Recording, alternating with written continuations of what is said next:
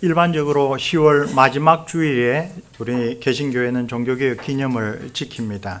그것은 종교개혁 기념일이 10월 31일인데 이날은 로마 가톨릭의 축일로는 모든 성인의 날, All Saints Day가 11월 1일입니다.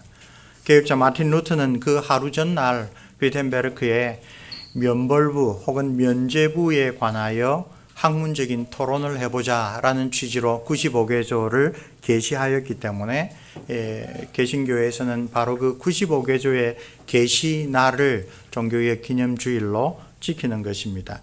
그래서 31일과 가까운 10월의 마지막 주일을 종교개혁 기념주일로 지키는데 이것은 뭐 교회법에 정해진 것은 아니고 오늘 11월 1일이지만 어떻게 보면 10월 30일에 더 가깝고 그냥 지나가는 것보다도 하나님께서 기독교의 역사에서 일으키신 큰 일을 우리가 다시 한번 생각하고 지나가는 것이 좋겠다 싶어서 오늘 오전 강설과 오후 강설은 이 종교개혁, 특별히 개혁자 루터의 두 책을 묵상하는 것으로 준비를 했습니다.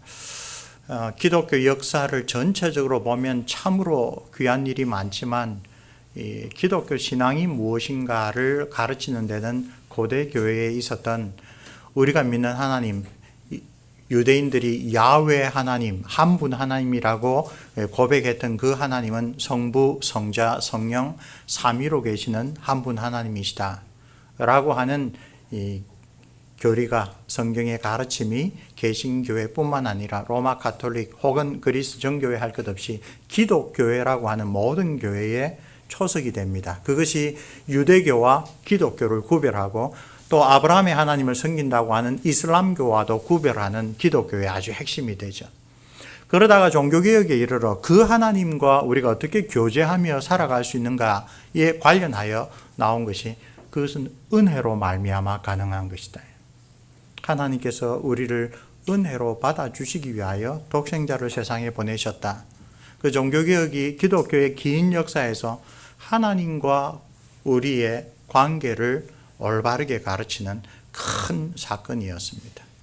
루터 선생은 바로 그 두 가지를 자기의 오늘 우리가 살펴볼 두 책에서 잘 설명을 하고 있습니다. 오늘 오전에는 그와 관련하여 특별히 하나님의 은혜 그리고 그 하나님의 은혜가 나타난 예수 그리스도의 십자가로 말미암아 우리에게 주신 평강 그것에 관하여 살펴보려고 합니다. 하나님과 사람 사이의 유일하신 중보자 우리 주 예수 그리스도의 대속이 주는 참된 위로를 알지 못한 채 죽음과 심판에 대한 두려움에 사로잡혀 타락한 로마 가톨릭 교회가 가르치는 선행의 공로를 쌓는 데 열중하였던 것이 중세 유럽 그리스도인들의 비참한 영적 현실이었습니다. 교회도 사람이 구원받는다라고 확신하는 걸 좋아하지 않았습니다. 너는 죄인이다라고 가르쳤습니다. 항상. 그리고 그 유일한 해결책은 교회가 하나님의 은혜를 제공하는 7 성례를 부지런히 받는 것. 그렇죠? 개혁주신학자 헤르만 바빙크는 태어나서 영세를 받고 죽기 전에 종부성사를 받는 등 그야말로 로마 가톨릭이 제공하는 은혜의 수단은 풍성한 것 같지만 너무나 빈약하다. 받고 난 다음에 그걸로도 확인이 안 돼서 또 받고 계속 거듭하여 받아야 되고 죽기 전에 종부성사까지 받아도 기껏해야 지옥은 안 간다 정도밖에 위로를 주지 못하고 있었습니다. 가장 열성적인 수도사로 살았던 루터 선생은 십자가에 달리신 예수 그리스도를 보지 못하고 자기 자신의 경건의 노력에만 주목하고 살았을 때에 성경이 선포하고 약속하는 참된 평강과 기쁨, 구원의 은혜를 전혀 누리지 못하였다고 고백하였습니다. 종교개혁은 우리 주님의 사도들이 교회에 편지를 보낼 때마다 그 인사말로 초두에 선언하였던 그 은혜와 평강을 잃어버렸던 중세교회에 다시 그리스도 예수의 십자가 복음에 근거한 은혜와 평강을 회복시켜 준 것입니다. 루터 선생의 수많은 저작들 가운데 이 하나님의 종이 가장 중요하게 평가한 2권 가운데 오늘 우리 오전에서는 1525년에 출판된 의지의 속박에 관하여 한국 번역으로는 보통 노예의지론이라고 번역된 그 책의 내용을 오늘 우리 본문과 함께 생각해 보려고 합니다.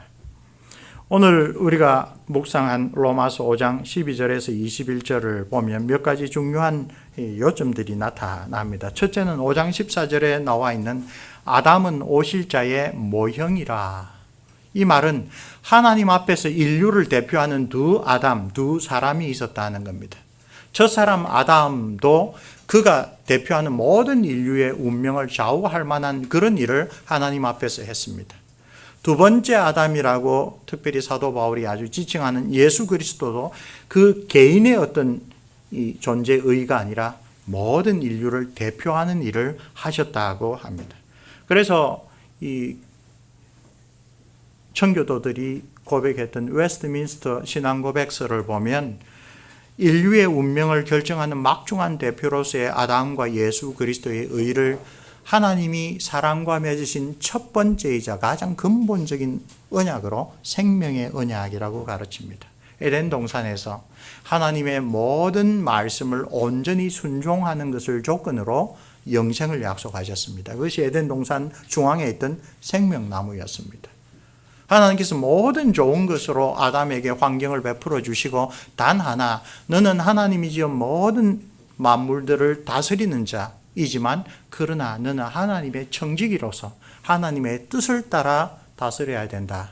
그것을 알려주시기 위하여 선악을 알게 하는 나무를 함께 두셨습니다. 그래서 그때의 아담은 모든 인류를 대표하여 하나님의 그 계명과 하나님의 말씀을 사랑하는 마음으로 순종하는가 불순종하는가 여부를 가지고 인류를 대표하는 자로 행동하였습니다. 반면에 예수 그리스도께서는 아담과 비교하면 가장 열악한 형편 가운데서 그러나 아담이 실패하였던 그 순종과 불순종의 그 갈림길에서 끝까지 자기의 목숨까지도 하나님 앞에 맡길 정도의 순종의 삶을 사셨죠. 오늘 본문에서 드러나는 이 두 가지 분명한 차이는 순종이냐 불순종이냐라고 하는 것이 모든 인류를 대표하는 첫사람 아담과 둘째 사람 마지막 아담이신 예수 그리스도를 특징 짓는 것입니다. 그리고 그것은 두 사람의 개인적인 운명이 아니라 모든 인류의 운명을 드러낸다는 것을 보여주기 위하여 사도 바울은 여기서 왕노릇한다라는 표현을 우리 지배라는 말로 설교 제목은 썼습니다. 왕노릇한다라는 표현을 거듭하여 사용하고 있습니다. 5장 17절 사망이 왕노릇한다. 반대로 생명 안에서 왕노릇한다. 이렇게 대조하고 있습니다. 14절을 보면 아담의 범죄와 같은 죄를 짓지 아니한 자들까지도 아담의 범죄의 결과에 그대로 노출되는 그 아래에 있는 것을 이야기를 합니다. 아담의 범죄 결과 모든 인류가 처한 영적인 상황을 사도 바울은 여기서 이야기를 하고 있기 때문에 우리의 자범죄가 아니라 아담이 우리를 대표로 하여서 하나님께 불순종했던 그 결과를 이야기를 하고 있는 것입니다. 죄는 자연적인 율법이든 계시된 율법이든 율법으로는 처리할 수 없다라는 것을 분명하게 밝힙니다. 그 누구도 율법의 행위로는 의롭다 하심을 얻을 수 없다라는 것을 사도 바울이 지금 5장을 포함한 앞단락에서 분명하게 이야기를 했죠. 15절 말씀 보십시오. 더욱 하나님의 은혜와 또한 한 사람 예수 그리스도의 은혜로 말미암은 선물은 많은 사람에게 넘쳤느니라. 두 번째 아담의 순종과 관련하여 그것은 아담의 불순종과 그 비참한 결과에서 우리를 회복시키고 구원하시는 그리스도의 대속의 공로라고 이야기를 합니다.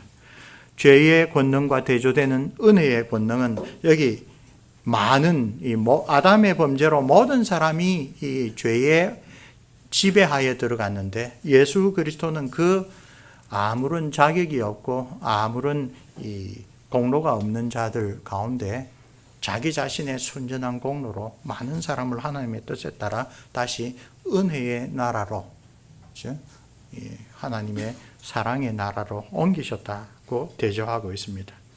5장 2절 말씀은 우리에게 그 율법이 들어온 것은 범죄를 더하게 함이라. 이때 범죄를 더하게 한다라는 말은 목적이 아니라 결과를 말하는 겁니다. 범죄를 더하게 하려고 율법을 준 게 아니라 너희들이 얼마나 아담 안에서 하나님으로부터 멀어져 있는가를 깨닫게 하기 위하여 주신 것입니다. 정말 율법을 보니 이전에는 저 사람은 법도 없이 살 사람이다 라고 생각을 했는데 하나님의 거룩한 율법을 보니 내가 전혀 그렇지 못하구나.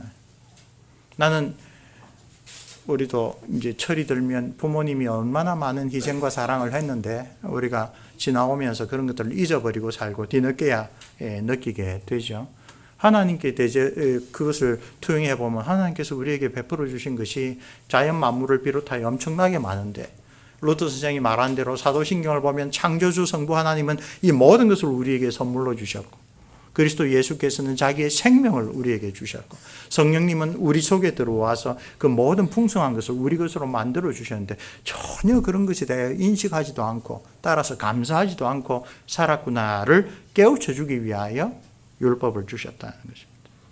율법은 죄인들을 살리기 위하여 주어진 것이 아니라 율법을 스스로의 힘으로 지켜야 한다고 교만하게 주장하는 자들이 사실은 얼마나 강력한 죄의 쇠사슬로 결박되어 사실은 사단의 포로로 잡혀 있는지를 깨우쳐 주기 위하여 주신 것이다.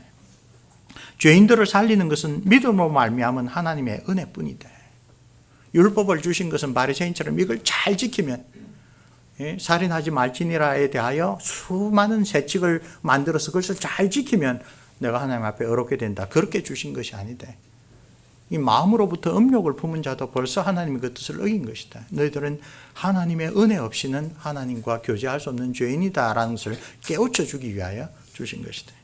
교부 아우구스티누스께서 로마서 바로 이 구절을 설명하면서 율법은 그것을 따라 선행을 해서 하나님 앞에 자랑할 것이 있게 한 게 아니라 하나님의 법에 따르면 나는 예수님 말고는 다른 의지할 데가 없구나를 깨우치게 하기 위하여 주셨다. 이야기를 합니다. 바로 이 말씀, 율법이 들어온 것은 범죄를 더하게 함이라 라고 하는 말씀에 대하여 율법은 우리에게 예수 그리스도를 바라보게 한다. 자, 중요하게 먼저 하나 생각하고 본격적으로 시작하겠습니다. 그리스도를 믿기 전에 율법을 의지하는 것, 그리스도를 믿고 난 다음에 율법을 우리가 하나님에 대한 감사의 지침으로 삼는 것 가운데는 분명한 차이가 있습니다.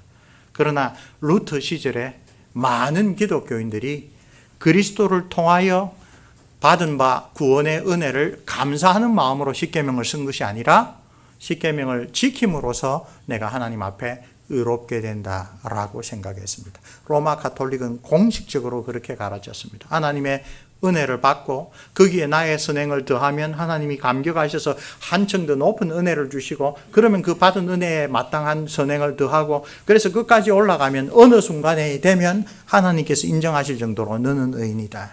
칭의는 그 마지막에 온다 라고 가르쳤던 것입니다. 루터의 종교개혁의 의미는 그러한 인본주의적인 그 접근 방식으로는 결코 예수 그리스도의 십자가 복음을 바르게 깨우치지 못한다라는 것을 보여주는 것입니다. 이제 화면을 보겠습니다. 저 앞에 화면 따로 있습니까? 위에, 루터 저 앞으로 한번 가봅시다. 루터가 남긴 유산, 레거시, 루터와 두 책을 중심으로 우리가 이제 오전과 오후를 거쳐서 한번 살펴보도록 하겠습니다. 다음 화면에 루터와 두 가지 책 있습니다. 하나는 교리문답, 대교리문답이고 다른 하나는 영어로 의지의 속박이라고 번역된 노예의지론입니다. 그 다음 화면을 보시면 루터가 대요리문답 1529년에 처음 출판된 대요리문답과 의지의 속박 1525년 이 두 것만 남겨질 수 있으면 내가 출판한 다른 모든 저서들은 불에 던져진다 하더라도 무방하다. 오른쪽 아래에 있는 분이 이 개혁주의 초창기의 지도자입니다. 볼프강 카피토라고 하는 쥐리의 신학자입니다. 1537년 7월 9일자 카피토에게 보낸 편지에서 이 두 권이 종교개혁과 관련하여 얼마나 중요한지를 이야기를 합니다.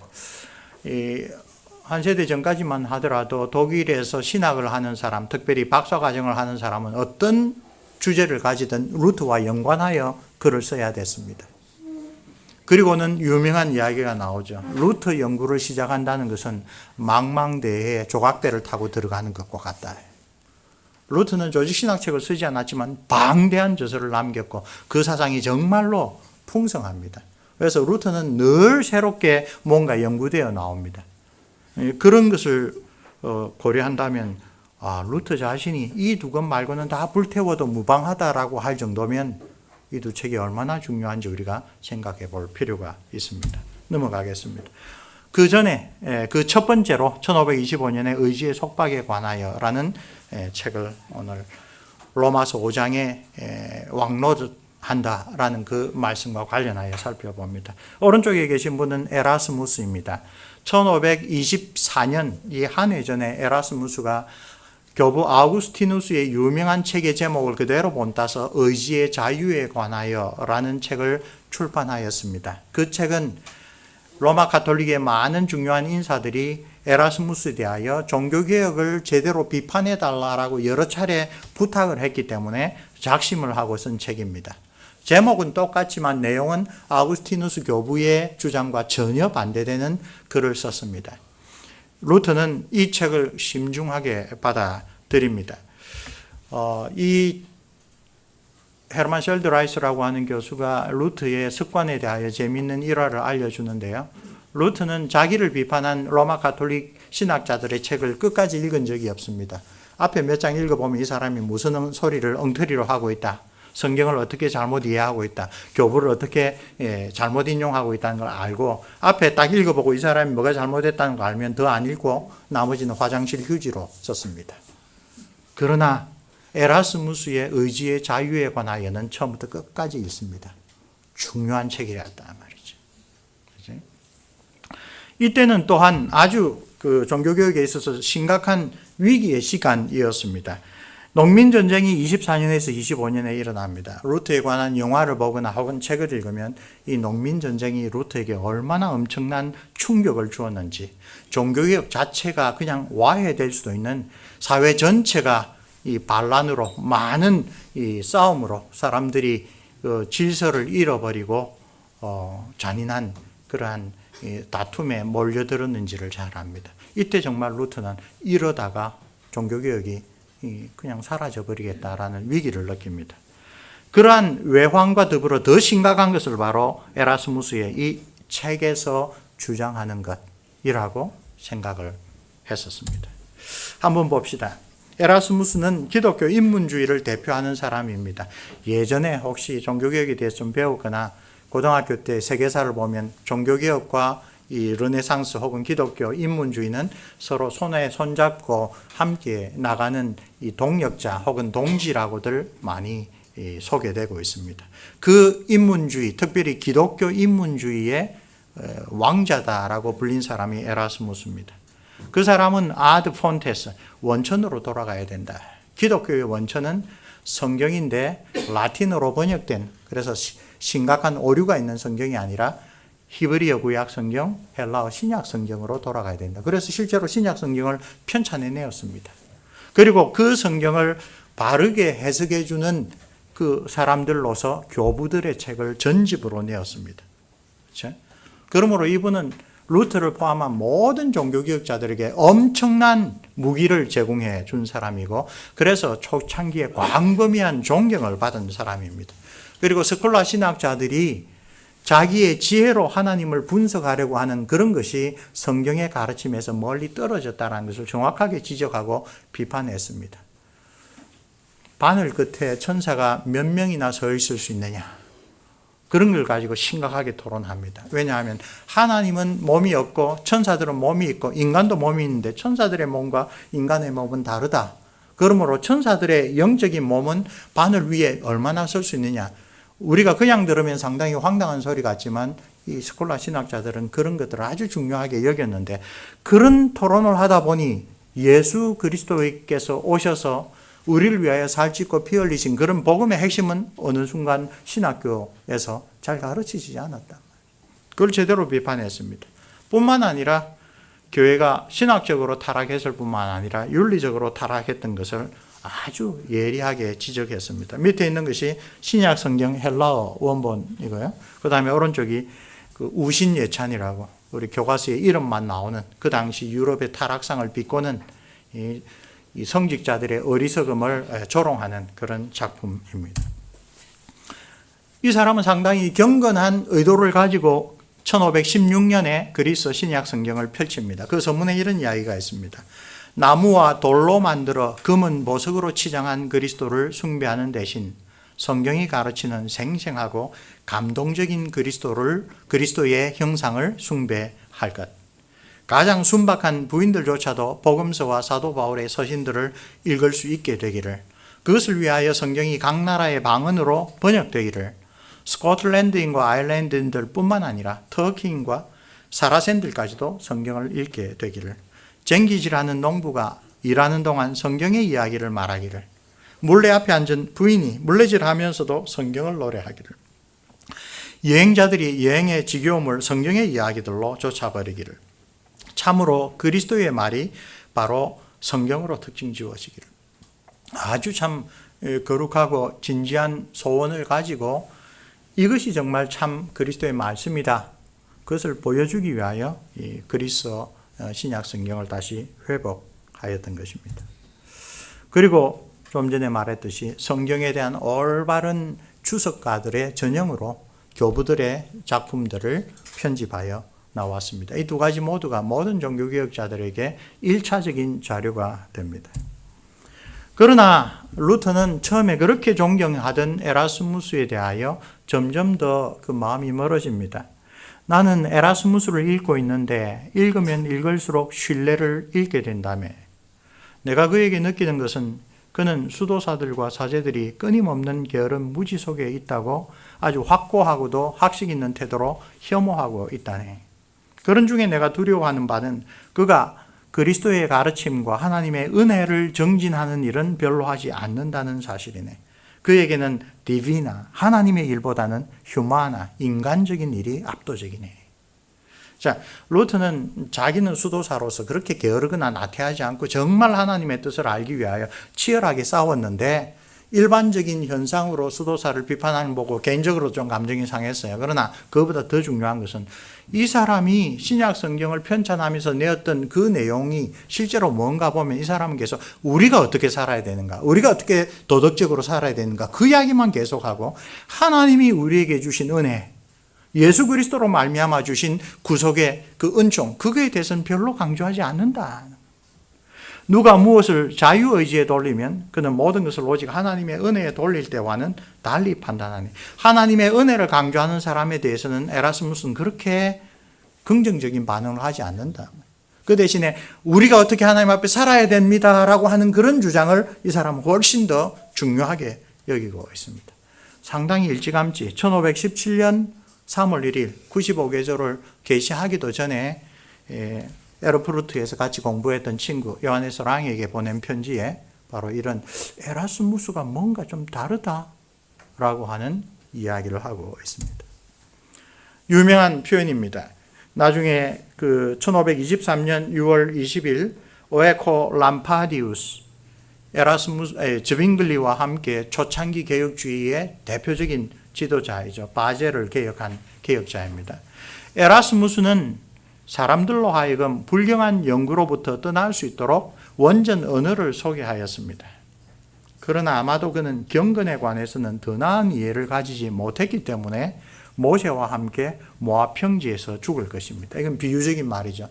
모세는 결국 자기가 원했던 가나안 땅엔 들어가지 못하고 모압 평지에서 바라보는 것으로, 그러니까 모세의 개인적인 신앙을 이야기를 하는 것이 아니라 역사적인 위치를 가지고 이렇게 이야기를 합니다.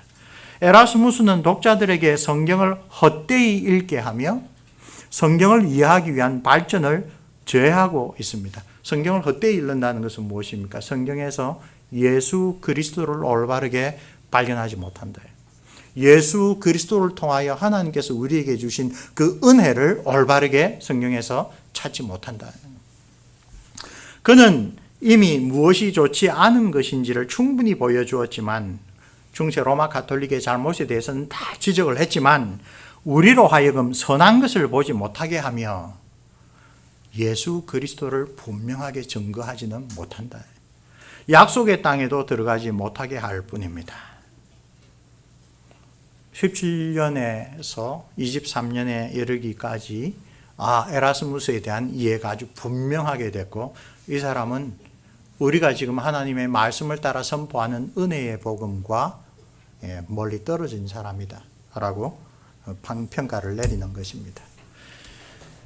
자유의지의 거부는 불경건을 촉발한다. 이것이 로마 가톨릭이 루트에 대하여 지적했던 가장 치명적인 비판이었고, 에라스무스 역시 똑같이 루트에 대하여 비판하는 내용입니다.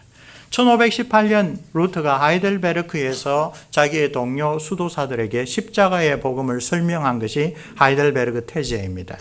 그 태제 가운데 제 13번째 조항이 인간이 타락한 이후에 자유의지는 오직 명목상으로 존재하며 자유의지로 할 수 있는 일을 하는 한 그것은 죽을 죄를 짓는 것이다.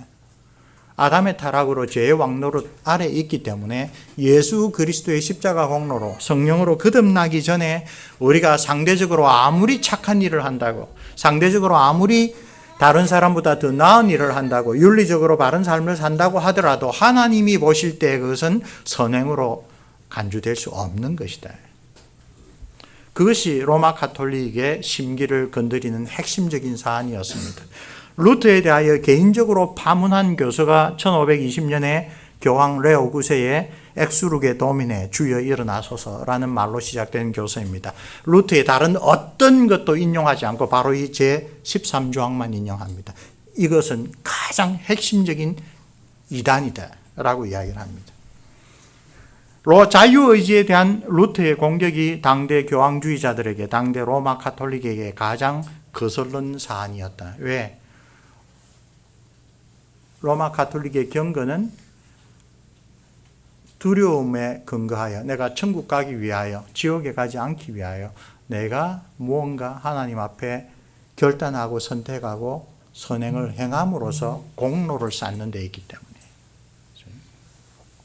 1524년 에라스무스의 자유의지로는 인문주의와 종교개혁의 동맹을 파기하는 선언이다라고 평가됩니다. 여기에서 인문주의자들이 자유의지에 대한 생각이 있어서 사실상 로마 가톨릭과 같은 쪽에 있구나.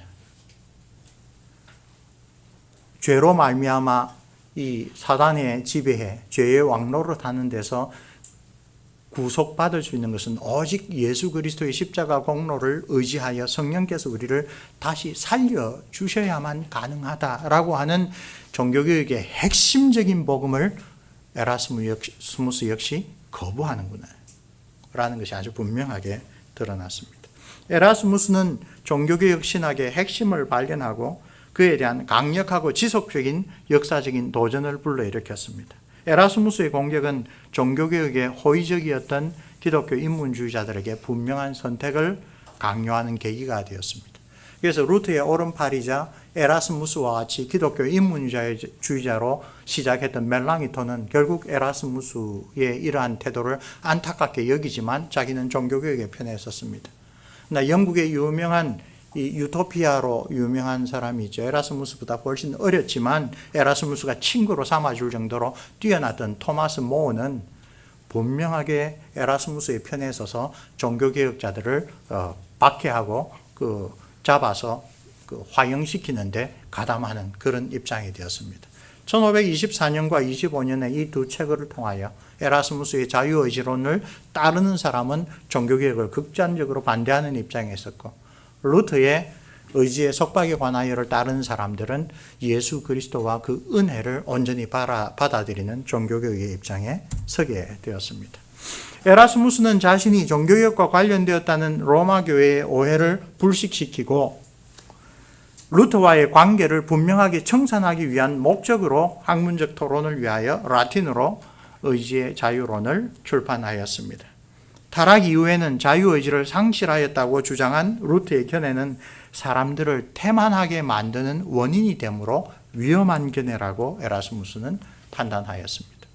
자유의지는 오히려 사람들로 하여금 하나님께서 준비하신 구원을 우리가 붙들고 유지할 수 있게 해준다고 주장합니다. 인본주의의 핵심이 여기서 나옵니다. 선택의 자유가 있고 그 자유에 대하여 책임을 지는 것이 인격체라는 이야기입니다. 예수 그리스도를 통하여 하나님께서 우리에게 구원의 선물을 주셨습니다. 그것을 붙잡느냐 거절하는가는 내가 선택하는 거다. 이게 에라스무스를 비롯하여 로마 가톨릭이 주장하는 내용입니다. 내가 선택하는 거다. 그래서 책임도 내가 진다. 에라스무스는 루트에 대한 자신의 비판이 피상적이고 냉소적인 것이 아니라 문제의 본질을 건드리는 것이어야 한다고 생각하였습니다. 그래서 선택한 주제가 바로 자유의지의 문제다. 똑똑한 사람이고 루트가 이야기하는 것이 그냥 교황이 타락했다, 면벌부가 잘못됐다 이런 표피적인 게 아니라 이 사람은 지금 의지의 자유가 성령으로 말미암아 거듭나기 전에는 힘을 못 쓴다고 이야기를 하는데 그런 식으로 가르치면 사람들이 내가 선택되었으면 어떻게 살아도 구원받겠지? 라고 방종한 삶을 살게 할 수가 있다. 이거는 기독교 신앙에 좋지 않다라고 판단한 것입니다. 에라스무스의 논쟁 이전까지는 근본적인 죄에 대한 이해, 은총에 대한 인간의 의지의 부자유로움 이런 신학적인 논점이 분명하게 토론이 된 적이 없다라고 그렇게 평가됩니다. 즉 종교개혁은 오늘 우리가 묵상했던 로마서 5장에 나오는 죄의 지배와 은혜 안에서의 왕노릇하는 그 핵심을 그때까지는 잘 가르치지 못했다라는 이야기이기도 합니다. 자유의지론에 대한 루트의 평가를 봅시다. 이 점에 있어서 나는 그대를 높이 칭찬하고 싶습니다. 내가 공공연히 말하거니와 다른 모든 사람들과 달리 오직 그대 에라스무스 당신만이 문제 그 자체 즉 핵심 이유에 초점을 맞추고 있습니다. 그리고 대다수의 다른 사람들이 그랬듯이 교황제도나 연옥설, 면죄부 그리고 다른 어리석은 잡동사니 문제들을 가지고 나를 성가시게 하지 않아서 감사합니다. 문제의 정수를 제대로 파악한 사람은 오직 당신뿐이며 바로 그 치명적인 초점에 주의를 집중하려고 노력하였습니다. 바로 이런 이유로 나는 당신에게 온 마음으로 감사합니다. 역설적이죠. 의견은 다르지만 그러나 지금 내가 성경을 통하여 깨우친 바를 설명하는데 다른 사람은 전부 다 곁다리만 짚고 지나가는데 오늘 우리는 너무나 잘 배우고 감사하게도 개신교에서 너무나 당연히 여기는데 성령께서 죽은 우리의 영혼을 깨우지 않으면 믿음도 선행도 따라오지 못한다라는 것을 그 당시에는 몰랐다는 이야기입니다. 그 당시는 성령으로 거듭나지 않는 자는 믿음을 가질 수도 없다라는 그런 가르침을 바르게 배워본 적이 없다는 겁니다. 오히려 내가 믿고 받아들여야 된다라고 하는 그런 인본주의적인 사상을 가르쳤다는 겁니다. 자, 노예의지론은 우리가 언제 한번 읽어보시는데 제가 미리 말씀드립니다. 쉬운 책이 아닙니다. 혼자 읽지 마시고 같이 읽어보시기를 바랍니다. 기독교 신앙에 관하여 확신에 찬 주장들의 필요성에 관하여 이것은 그 한 해 전에 나온 의지의 자유론의 내용을 하나씩 그 순수에 따라 반박하는 겁니다. 에라스무스는 신앙 가운데 자유의지와 같은 이런 복잡한 문제에 대해서는 뭐라고 분명하게 말할 수 없는 게 있다라고 이야기를 하는데 루트는 아니다. 우리의 경건에 꼭 필요한 이야기는 성경이 분명하게 가르친다. 그거부터 당신은 잘못 생각하고 있다라고 이야기를 합니다. 그것을 관련하여 성경은 우리의 신앙과 경건에 관련된 것을 명확하게 이야기를 한다. 그리고 자유의지가 어떤 능력이 있는가를 한번 성경적으로 따져보자. 그리고 자유의지와 관련된 것이 하나님의 예지, 예정, 섭리 같은 것입니다. 은혜 없이는 의지는 무력하다. 자유롭지 못하다. 그리고 어떤 부분에 있어서 물론 우리는 하나님께서 모세에게 자기 등만 보게 하신 것처럼 우리는 하나님을 속속들이 알 수는 없다. 요 길을 통하여 가르쳐주신 핵심이죠. 하나님은 때로는 자기의 뜻을 우리에게 숨기시는데 모세가 말했듯이 오묘한 일은 영원히 하나님께 속했고 나타난 일은 대대로 우리와 우리 자녀에게 속했다. 그런데 에라스무스의 첫 번째 주장에 대한 논박을 하면서 그 나타난 일로 우리는 하나님을 믿고 의지하고 섬기는데 충분하다.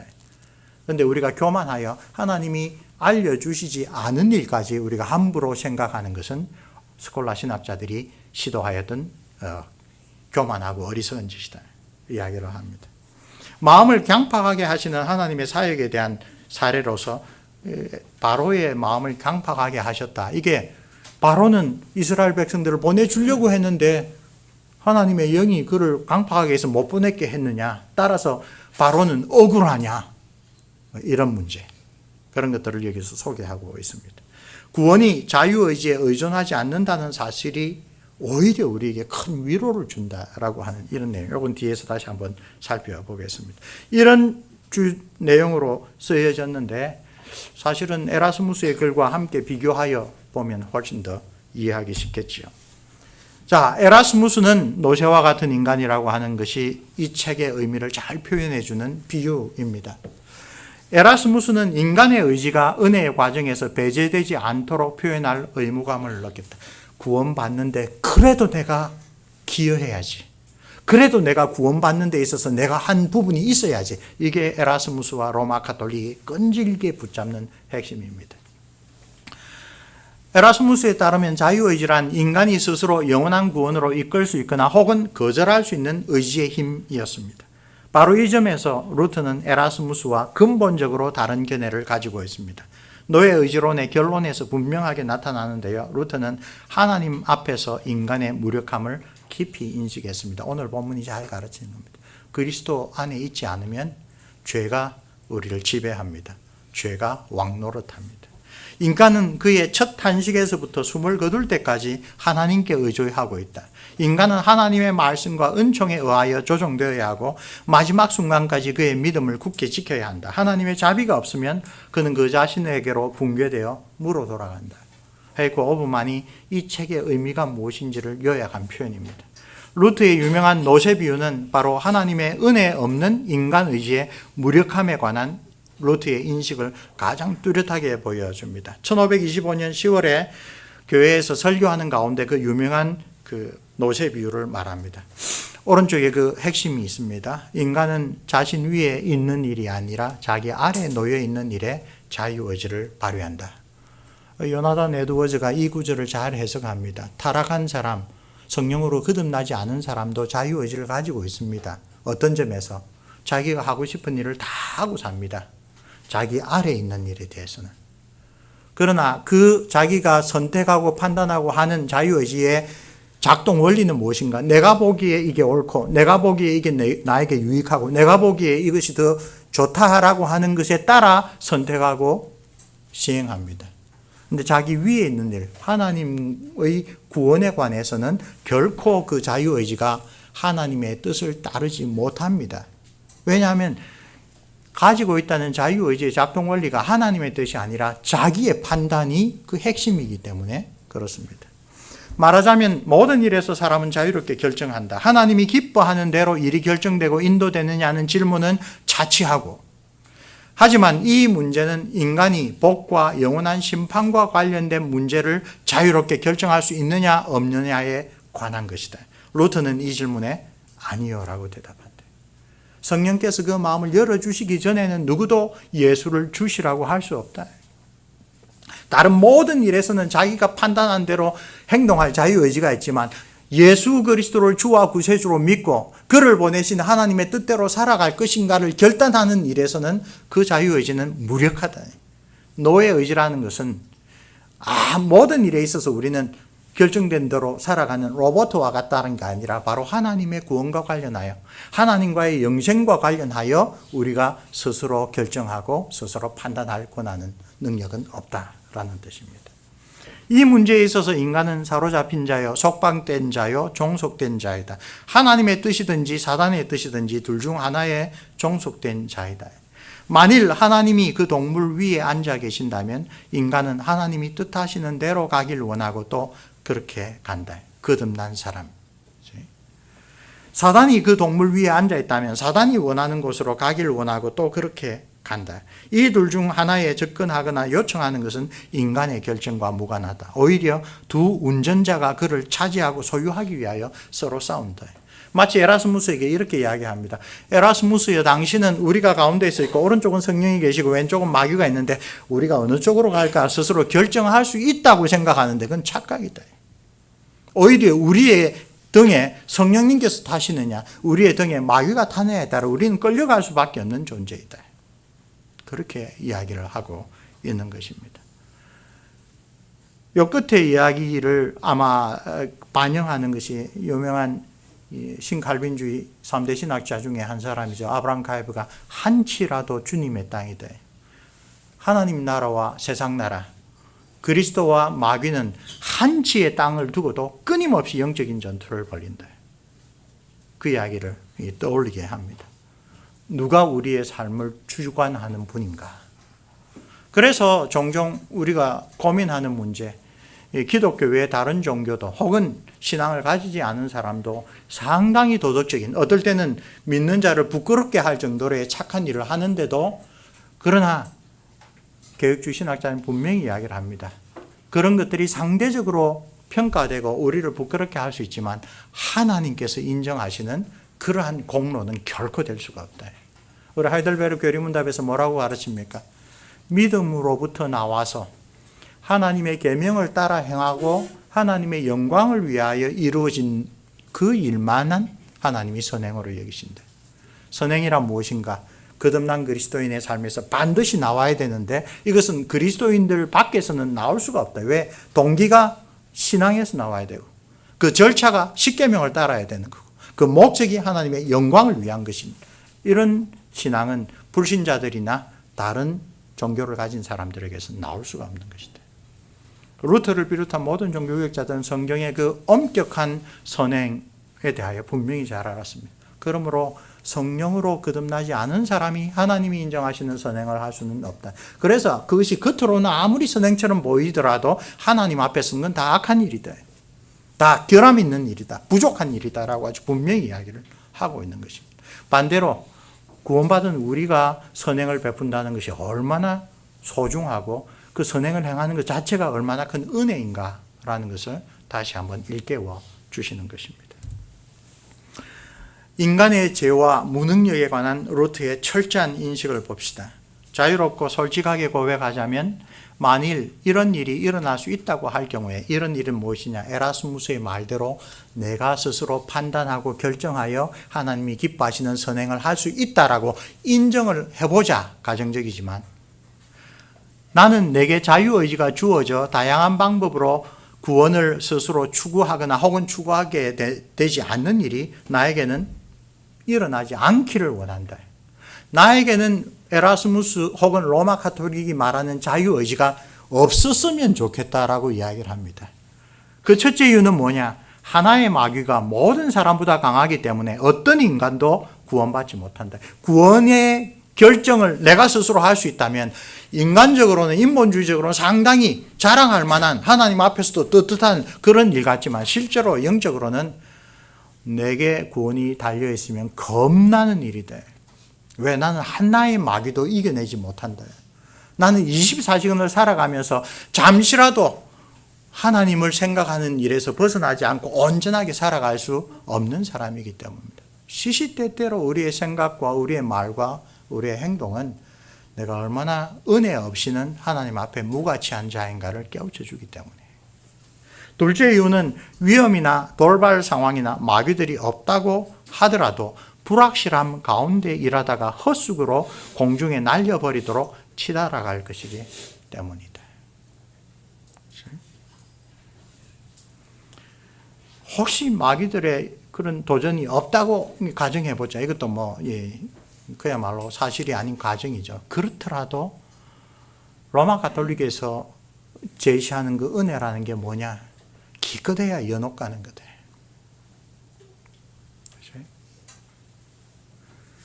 그래서 종교개혁 이래로 로마서를 올바르게 가르치고 배우는 모든 개신교 목사들이 이야기를 하는 거죠. 나중에 우리가 심판하시는 보좌 앞에 서게 될 때에 나를 위하여 열려있는 만세반석이시여 나를 당신 안에 숨겨주소서 라고 그 앞에서 고백하지. 마태복음 7장의 어리석은 자처럼 주여 주여 나는 선지자 노릇했습니다. 주여 주여 저는 귀신을 쫓아내고 병을 고쳤습니다. 하나님의 은혜로 했던 자기의 공로를 들고 나가서 하나님 앞에 보좌 앞에 심판대 앞에 그렇게 이야기를 하는 자들은 어리석은 자들이다. 루터는 여기서 두 번째 이유로 바로 그것을 이야기를 합니다.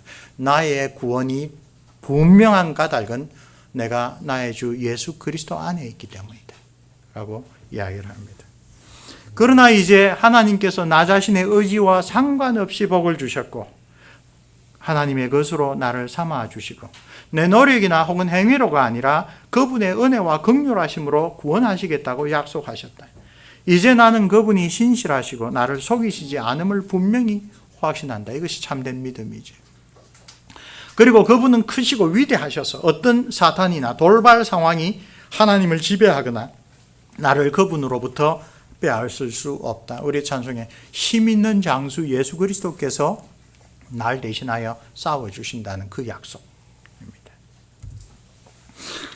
자, 이제 이 1525년에 루트가 다 버려도 이 두 것만 남기면 족하다라고 했던 그 첫 번째 책, 노예 의지론에 대한 이 후배들의 평가를 봅시다. 네덜란드 아플도른의 그 세계적인 교회사 학자죠. 빌름 파너스 베이커르 교수가 이렇게 평가합니다. 에라스무스가 결코 놓지 않았던 것이 무엇인지 이제 너무나 분명하게 밝혀졌는데 그것은 최후의 가장 거룩한 것들을 추구하는 인간에 대한 그의 의존성이었다. 인본주의라는 것. 안도의 한숨을 쉬며 이 고백을 받아들였던 로마 교회의 에라스무스는 의존적이었다. 처음에 루트가 나왔을 때 그 로마 가톨릭의 고위 성직자들은 저 시골에 듣도 보도 못하던 새로 생긴 대학의 교수가 이런 짓을 할 리가 없다. 에라스무스가 뒤에서 다 조종했을 거야. 다들 그렇게 생각했습니다. 그래서 에라스무스에게 너 정체를 밝혀라 라고 하는 것에 대한 대답이 1524년에 의지의 자유에 관한 것이었고 거기서 분명히 에라스무스는 로마 가톨릭의 편에 섰습니다. 그리고 자기가 파악했던 종교개혁의 핵심을 로마 가톨릭의 입장에서 공격을 했습니다. 많은 사람들은 구원을 교회와 사람들 한 걸음 더 나아가 인간 자신 그리고 그 자신의 뜻과 그 자신이 행한 선이나 악에 의존했습니다. 사실 이것이 동서고금을 막론하고 일반적으로 우리 사고방식에 쉽게 들어오는 겁니다. 모든 종교는 자기가 했던 선, 자기가 저지른 악 그것을 비교하여서 자기의 장래에 대해서 이야기하는 게 일반적입니다. 은혜는 인간의 의지적인 결정에 속박되었다. 그건 뭐냐? 하나님이 주신 은혜가 내가 어떻게 그걸 받아들이냐 거부하느냐에 그게 달려있다는 거예요. 그리고 루트가 처음부터 끝까지 하나님의 은혜만을 온전히 의지하는 의존적인 인간이라는 사실을 루트는 하나님의 은혜로 깨달았는데 에라스무스는 그것을 깨닫지 못하였다라고 평가합니다. 루이스 브람스마 박사는 이렇게 표현합니다. 바로 이 자유의지를 둘러싸고 결국 종교개혁과 인문주의 사이에 갈등이 첨예하게 된다. 여기서 핵심적인 것은 과연 사람이 여러 가지 상황에서 갖가지 가능성을 두고 자유롭게 선택할 수 있는 의지를 가지고 있는가 여부가 아니다. 있습니다. 아까 말한 자기 밑에 일은 다 자유의지로 합니다. 핵심적인 질문은 고대 교회에서 아우구스티누스와 펠라기우스 사이에 벌어졌던 논쟁과 동일한 것으로 사람이 그리스도를 위할지 아니면 반대할지 선택하는 일에 있어서 자유로운가, 자기 위에 있는 일에 대하여 자유로운가. 생덕적인 의지, 거듭나지 않고 우리가 태어날 때부터 가지고 있던 의지의 힘으로 우리가 믿음을 가질 수 있는가, 아니면 오직 거듭난 의지, 성령께서 죽어있는 우리 영혼을 살려주신 다음에 우리가 얻을 수 있는 그 거듭난 의지를 통해서만 믿음에 이를 수 있는가 하는 여부이다. 이건 교회사에서 꾸준히 나타난 일입니다. 종교개혁 시절에는 에라스무스와 루터가, 그리고 개혁교회에서는 아르미니우스라는 목사가 똑같은 주장을 하게 됩니다.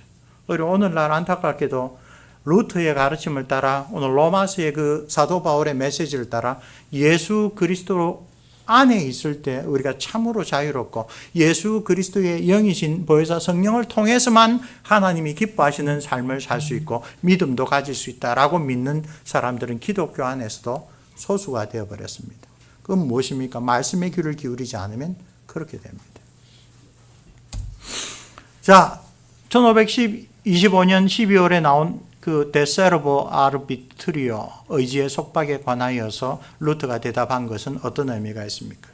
에라스무스에게 그리고 모든 시대의 근대인들에게 반대하는 논문이다.